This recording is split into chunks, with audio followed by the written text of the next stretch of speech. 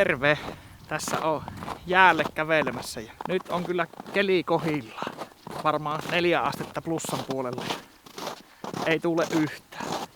Tässä on Kinkomaalle justiin linja-autolla tuli. Tästä meinasi tonne jäälle jonkin matkaa kävellä.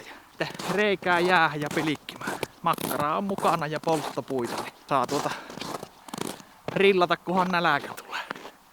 Mutta kävelläänpäs, mä menisin tästä jonkin matkaa käppäille tonne saarien kupeeseen kokeilemaan, että olisiko ahven syönnillä.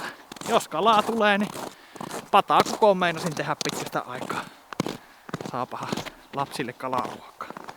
Ei, pistetään jalkaa toisen eteen ja painellaan jäälle. Kokeillaanpas tästä. Meneekö se viikasta paikasta?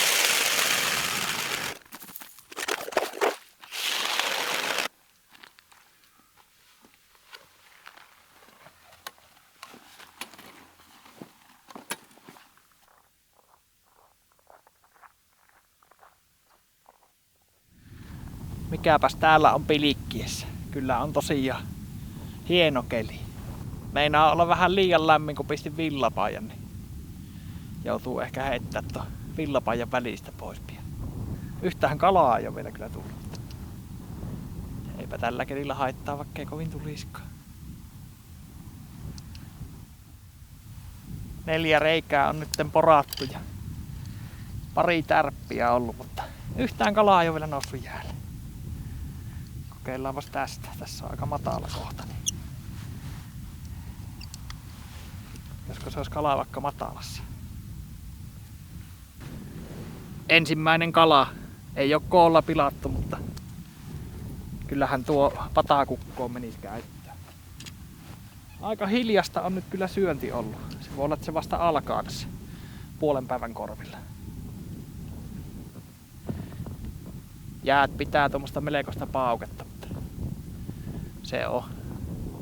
Lämpötilaa vaihtelee, niin jää vähän niin kuin elää. Hyvässä kunnossa tuntuisi olevan vielä jäät. Tässä on paikotellen lunta jään päällä, niin se ei pääsisi tuo aurinkokaan sitten puremaan siihen jäähän sillä lailla.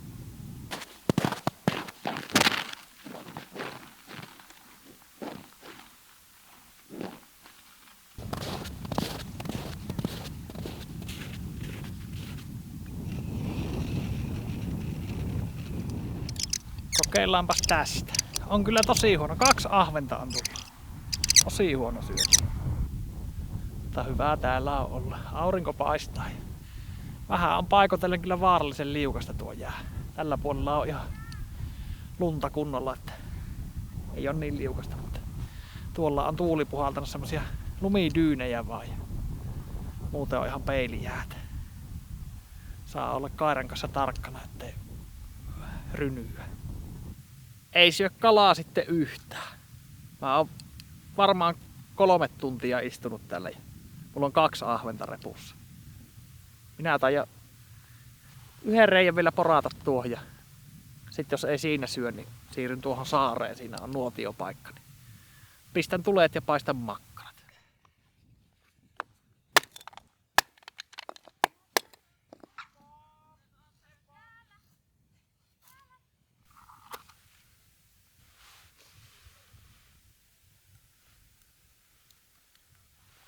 Siitähän ne lähtee.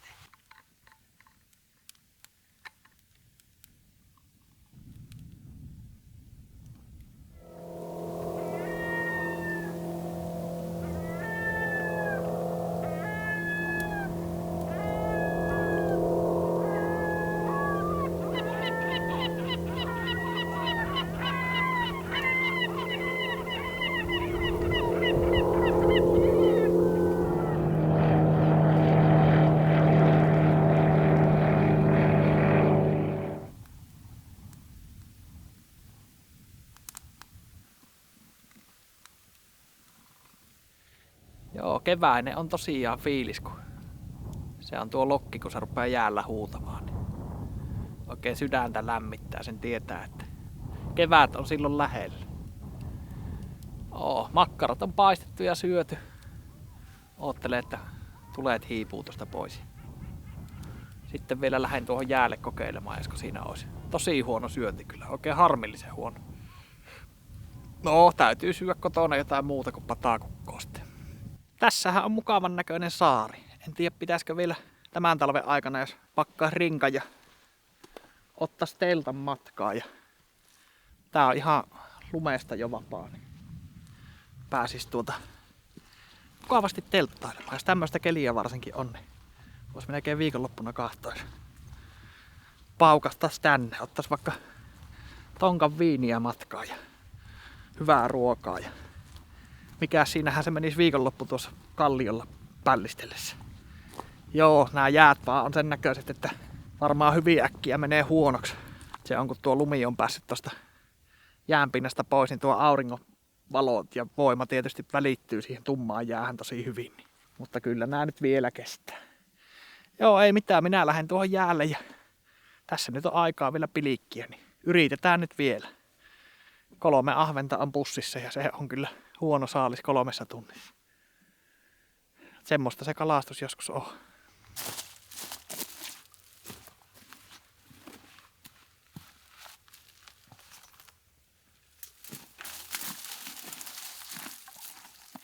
Siellä tuli justiin yksi särki. Niitäkin kun tulisi iso kasa, niin kyllä ne patakukossa menisi. Ai että kun aurinko lämmittää. On se vaan ihan eri homma täällä. Tämmöisellä kelillä pilikkiä kuin silloin sydäntalven hämärissä, harmaissa ja kylmissä keleissä. Lokit huutaa ja on mukavaa. Nyt se alkaa vasta kalaa syömään. Siinä oli joku, se ei ollut aamulla nälkäinen. Pieniä ahvenia on tullut 10 jo tästä yhdestä reiästä. Ja pari särkeä. Kato, sieltä nousee. Pieniä on. Mutta kyllä näistä kukoon tekee, jos vaan enemmän tulee. Muutama 10 pitäisi saada vähintään. Sitten olisi kukkoaineet. Onhan tässä vielä muutama tunti aikaa. Siitä reiästä nousi toista 10 kalaa, särkiä ja ahvenia. Käy keli kyllä tosi liukkaaksi. Saa aika varovasti luistella täällä. Järjestelmäkamera toisessa kädessä ja jääkaira toisessa kädessä. No, mennään varovasti. Kukkon tarpeet ei vielä ole, mutta nyt on toivoa jo, että josko saatais ahven särkikukko tehtyä.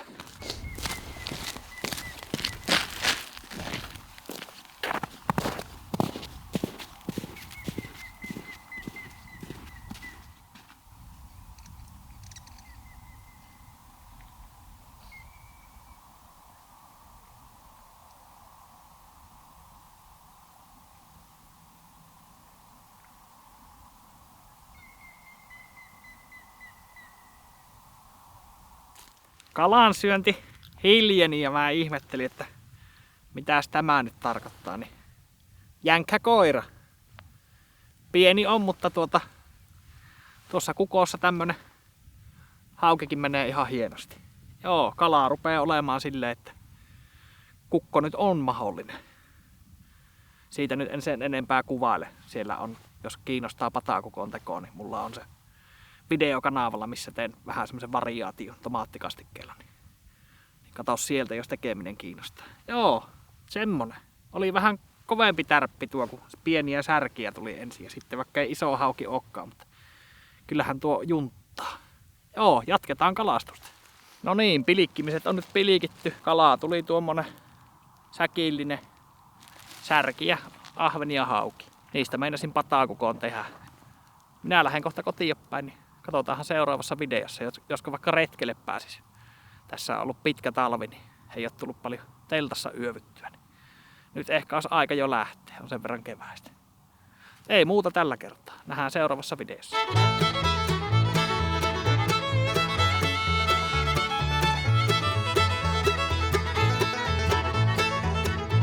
No niin, eli kukko oli uunissa 12 tuntia.